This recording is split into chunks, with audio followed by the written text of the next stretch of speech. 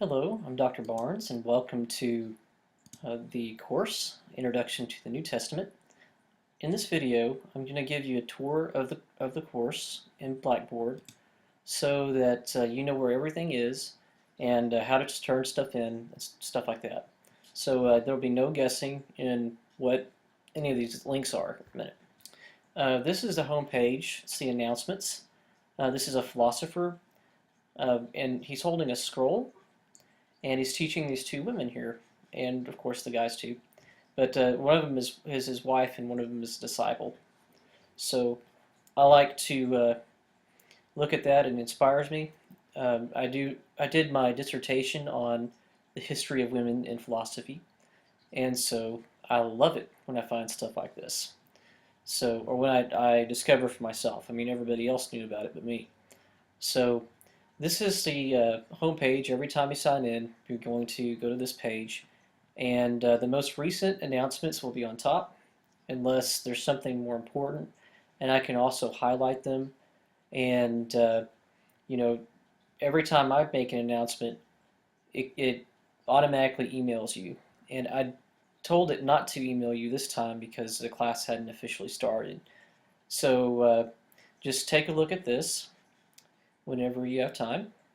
And let's look at the left column here. The first thing that you see under the course is instructor information. That's me. I'm Dr. Nathan Barnes. I graduated with a PhD from Bright Divinity School at TCU.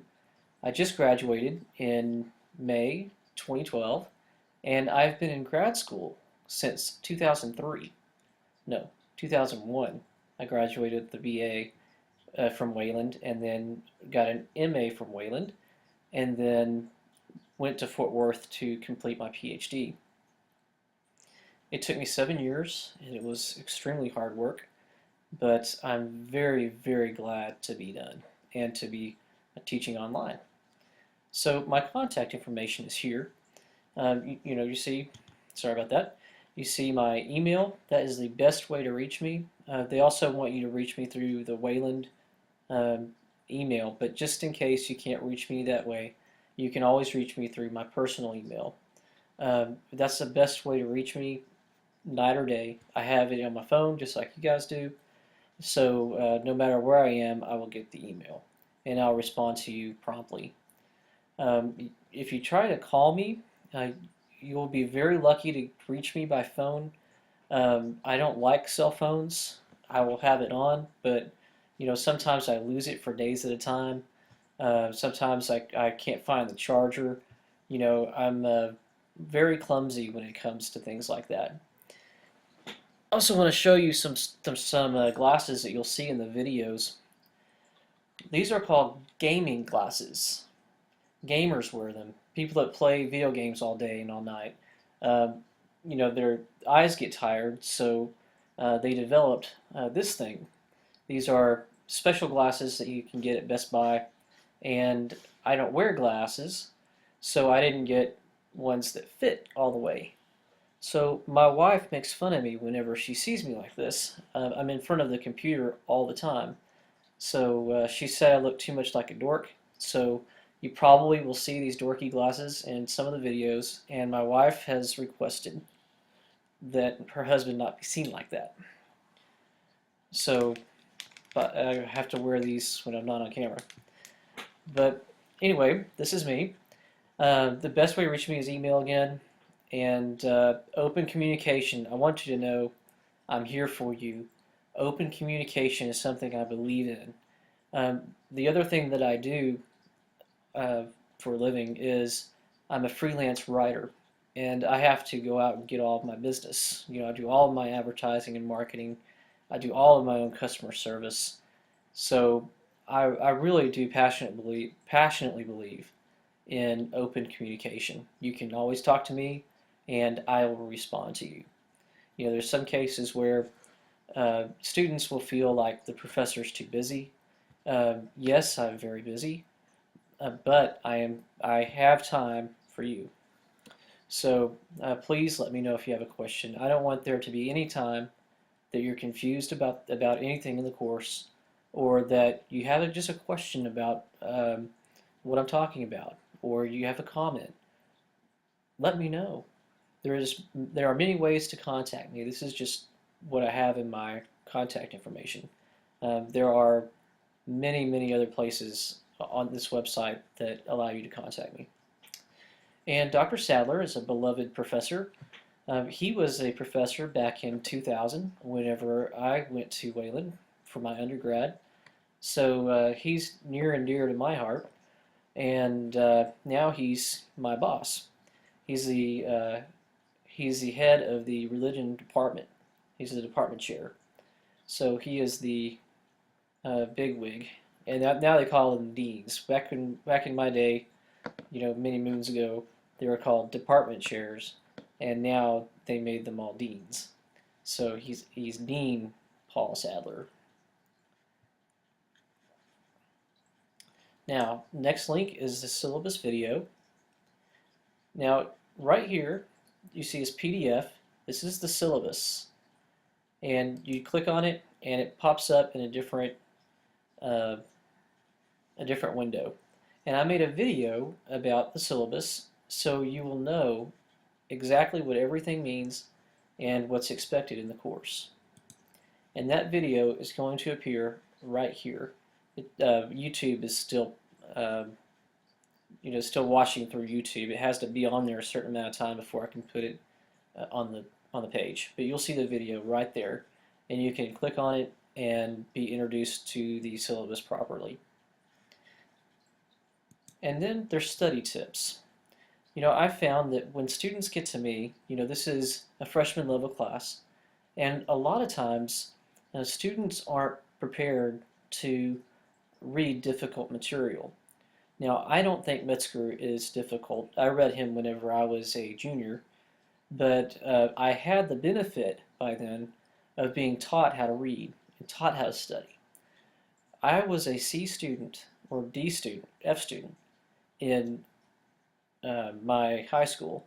There were 830 something people in my graduating class, and I graduated like 29th. It was not a good time for me academically. And whenever I went to a junior college, which is the only place that would accept me, I was required to take a class called Becoming a Master Student. And that completely changed my life. I went from being, in a shell and afraid to study and not interested in it, to I can do this. This is something that I can do, and it actually is very rewarding. So I wanted to tell you what I've learned over the years as a PhD. I take notes, and I don't want you to read all of this in one sitting. If you have 30 pages to read and you're only comfortable reading 5, you're going to have to take a break and then come back to it. And also, it's very important that it's natural to misunderstand things. You're not going to learn anything if you don't misunderstand it. You don't have the knowledge first, so you can't make good decisions about it. You can't talk intelligently about it. But as you're learning, some things are going to come easy and some things are going to come pretty rough. So be patient with yourself. I don't know anyone except for the craziest, smartest people. I don't know anyone that can read and understand everything the first time they read it. And then the people who can do that are just, we can't relate to them. So there's a lot of tips that I give, and you can read that. I also gave you a video. Okay, and here, Becoming a Better Student series. I've watched all these videos as I'm preparing to teach. I found out that it's good to know how people learn. So this How to Become a Better Student is an excellent series by Dr. Ray Tahiri, and they're very short videos, 10 minutes long, and the payoff is pretty significant if you do what he says. And this is a little bit longer, the Long Beach City College series. This is the same stuff that I learned whenever I was a freshman in college that gave me so much inspiration. it stayed with me. I took the course in 1997, and I'm still using the techniques that I learned back when I was a freshman on that first day of college. And this is about how long it took me. It was actually a course that I took. It was a 1 hour course, so it wasn't that much time every day, but it met once a week and it was an hour long. So you can see these are all about an hour, and it is just gold. If you can take the time to watch this, it will improve your study ability, and therefore you'll get a higher grade in this course and all your other courses, because there's nothing special about religion that makes it, harder to study than anything else.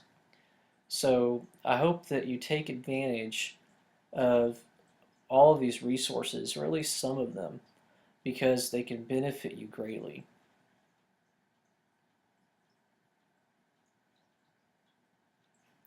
Going a little slow up there. Okay, weekly assignments. This is where you go every week for your lectures, and also the checklist of things that you have to do. I've already posted the first 3 weeks of lectures, and they're just right here on YouTube. Just click on it, and you're there. I also have the YouTube URL if this thing doesn't work for some reason. Blackboard is extremely unreliable, and you just click on this. The first thing I would do if I were you is this number 1. You read the text. There's a couple of sections here of Metzger that you need to read, and that's going to be probably the longest reading you'll have. In order to start on the ground, hit the ground running with the course, you have to get a lot of information really quick, in order to give you that foundation that you need to understand the rest of the things that follow in the course. So I would read it first and listen and take personal notes of the lecture, and then complete your reading review. Sorry, my mouse is really sensitive today. Complete your reading review, and I made a video about that. It's it's under the reading review right here, and I'll talk to you about that in a minute. Well, you complete that, and then you go to the discussion section, and that's clearly marked in the weekly discussion board. You answer or address one question that I ask, or create your own question, or answer the question of the student. But you have to address one question, and you need to have 3 posts that answer other students. Like 3 posts in Conversation Anywhere in the discussion board. Now that's the minimum. If you do the minimum, you're going to scrape by. But we want the interaction to be a little bit higher than that. So if you raise the bar, the more you interact intelligently with your peers, the better your grade's going to be. And that's 20% of the grade, so it's pretty significant. And then you complete your blog, and then you're done for the week. So you have every week all of that is laid out with the dates and the due date, so you never have to wonder where you are in the assignments. Then there's the weekly discussion board. I have the first thing I want you to do before we do anything else in the course is take a moment to introduce yourself, and you just click on the forum, and then create a thread for yourself. Just say, I'm somebody, and this is what I do for a living, and I have 3 kids and 2 dogs. Whatever you can tell people about yourself, because we're going to be talking to each other a lot, and we need to know just the baseline of where everybody is coming from, and we know how to, we can treat each other a little bit better, just knowing a little bit, and we can avoid, like if somebody's a single mother, and somebody just says something really bad about single mothers, for example, that's going to be particularly offensive. But if you know that, Do you know how to say it? Of course, nobody in the class is going to say that anyway, but that's just a very general example. And then I'm going to go back. I made a forum for every week. Okay, in week 1, you go to the weekly discussion, and then you click on week 1. And in week 1, we talk about the introduction to the course and Metzger. And then I have 3 questions posted already because I've already read Metzger. And this first question is really important to think about if you're a Christian and you're interested in the Bible. Why do you think so many early Christian writings were excluded from the New Testament? So you think, oh, that's an interesting question. I think I'll respond to that. So you click on it, and then you scroll down just a little bit,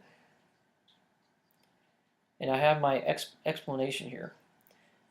There are a lot of Christian writings floating around during the first 300 years of Christianity. Why do you think that many of these writings were excluded?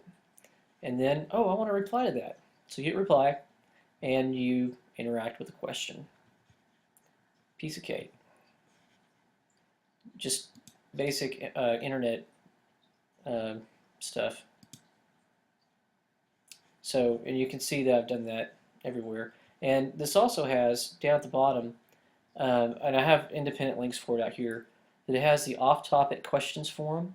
That's a place where you can ask me anything. You know how whenever you're going to a class and the professor gives a lecture? Well, before class, the professor will come in and be sitting up, and after class, taking his stuff down and, taking his coffee cup and leaving. And that's a perfect time for students to ask the professor things.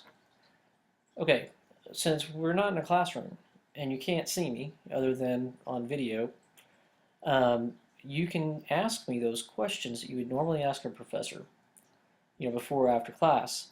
While you're doing your work, you can go to the off-topic questions forum and start a conversation with me. And I check this many times a day, so you can reach me. And also there's a student feedback forum. Now this is very, very important. I don't get feedback unless I chase down students and twist their arms. And I thought about making this graded forum, but I do want to hear from you. I want to be an effective teacher, and the only way that I can know is if you tell me. Are my lectures too fast? Am I using words that you don't understand? Am I wearing really, really ugly glasses and it distracts you? You need to tell me these things, and also you need to tell me whenever I'm doing something particularly good, because the thing is, I'm going to assume, because I'm an optimist, if I don't hear from you, I'm going to assume that my lectures are amazing and my glasses look good and everything is just fine. And so please know that this is welcome. It is something that I'm voluntarily doing. A lot of professors do the same thing. We want to hear from you. So I'll be happy to hear from you. And you can post anonymously. I believe I set both of these to where you can post anonymously, and it's the only 2 places that you can post anonymously in this course. So that way, if you want to say something and you don't want me to know who you are, you can do that, and I'll still respond to you if I can. And then have these 2 other ones down here I'll talk about later. But this is like a collection of all of the discussion boards in the course, and I just happen to have the weeks together so you can find where you're supposed to discuss the questions. And then the reading reviews. You need to know that your professor thinks that the reading reviews is the most important part of the course. It's worth 20% of your grade, and it's easy. That's the good thing. Now, the not so good thing for you, if you don't want to read, this is how you convince the professor that you've read the material. I don't believe in quizzes. or especially pop quizzes, and I don't believe in exams that address things that I don't think you've thought about yet. If that makes sense. So whenever you write a good reading review, I know that you're interacting with the text at least a little bit, and something is sticking. We don't do this. Professors don't do this just to, you know, throw everything out there and have nothing stick. I want you to read the text, thinking while you're reading the text, and then pick out 2 questions that interest you, and basically you're assigning yourself an essay question, and then write 4 or 5 sentences about it, and that'll be about 350 words. If you write 2 or 3 sentences about 2 different questions. So I have a video here explaining exactly how to do the reading review. Okay, lecture notes. I really am proud of these lecture notes, but this is the same thing that I use whenever I'm giving a lecture. I have these lecture notes. I'm using a laptop, and I have the lecture notes right on my top of my computer, and I look down when I need to remember where I am. So this is very important. You have access to the same notes that I use whenever I'm teaching. So they're posted in the doc form so that you can download them, and you can actually have, if you have a wide enough computer screen, you can have the lecture up on one side and the lecture notes up on the other side of your screen, and you can take notes in between my notes. It's in outline form. There's A, B, C, and D, and that's all it is. But I'm lecturing and I'm telling you the meanings of the words, and you can write that on actually in the notes and use that as your study guide for the midterm and the final exams. So this is something that is very simple. It's just a Word document, black and white. It's nothing fancy, but it can help you study for everything. Because what I do when I go back and I'm creating the exams, I take the lecture notes and I take the discussions and I look at your reading reviews. And that's how I construct the exams. So if you know this stuff, and it is unacceptable to take the notes and just memorize the outline and try to answer questions on the exam. I've had some students do that, and they've had to retake the exam because you're not really answering any questions. You're just putting words down. So you need to be familiar not only with the outline, but with the stuff that goes with it. And this is a very good tool, I think, to help you do that. Okay, weekly blog. A blog is due every week. This beautiful blog is going to be taken out, but I'm going to have week 1, week 2, week 3, and so on and so forth. And for week 1, you just come in here and click on week 1 blog, and then you create your blog entry. It's a piece of cake. I like to see at least 100 words, but this is something that is only for you. I need to have it because I need to just see that you have learned something for the week. But you can write anything you want to in this blog entry. So that's your space. I wish I didn't have to grade it, but it's something that is going to be very useful if you reflect on the week.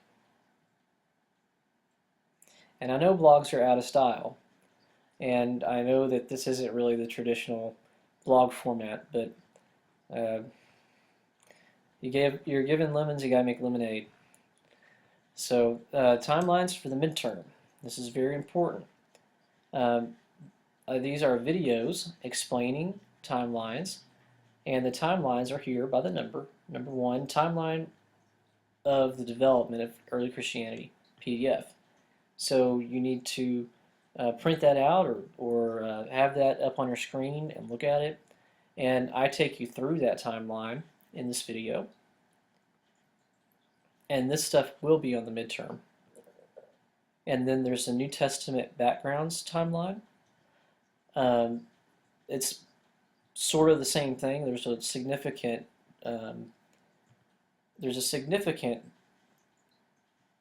parallel between these two timelines, but this one, you can see it's in a little bit different format. You have the table here, and you have the just black and white word processing on this one. This one was done by a single professor who's very respected in his field. This one is on a website. I mean, it's the work of maybe a graduate student, and the difference is pretty clear. And they have different things that they focus on, but you need to know both. And then there's the early Christian writings. These are all the early Christian writings up to like the 4th century, and it's very interesting to know that there's a lot of stuff that's not in the Bible. So that's what I do with this one. And then there's a chronology of the apostolic age that you need to know when we get to Acts. And then, just for fun, I have an Alexander the Great timeline. And there's no lecture on that or the chronology of the apostolic age. So, because this one is pretty straightforward, I think. So, now we can just tell, for example, look at all these books. All these are books, if you can see that. You don't need to know when every one of these books were written. What you do need to know is what came, like, I would ask you, did the Gospel of Thomas come before or after the book of John? I'm not going to ask you very many year questions unless it's really important and you're going to know it's important before the exam. So I like to use true-false questions for timelines, and I like to use multiple choice and matching sometimes. Like I'll say, this book was written before or after this one. But I don't ask you to reproduce the timeline from memory. So you just need to know generally what came before what and what came after what. So, or even just what century it happened in.